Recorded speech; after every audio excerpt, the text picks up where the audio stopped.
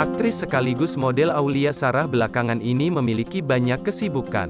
Bukan tanpa alasan, usai memerankan Badara Wuhi di film KKN di Desa Penari, aktris kelahiran 1991 ini karirnya semakin moncer.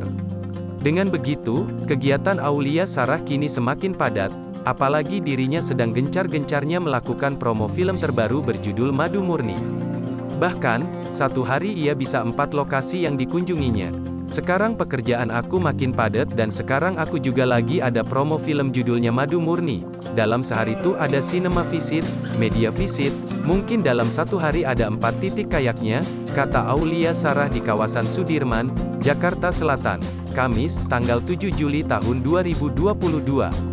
Tak ingin capek, Aulia pun memutuskan untuk memakai jasa ojek online.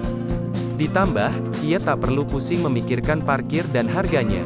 Aku jadi mikir kayak gak usah bawa mobil macet aku yang nyetir, ya udah aku pakainya gokar dong. Jadi nggak harus capek mikirin parkiran, bayar parkiran, tuturnya.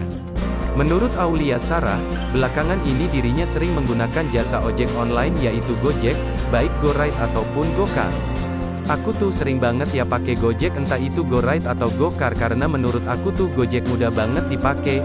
Jadi apa-apa kayak udahlah Gojek aja, udahlah Gojekin aja, jelasnya.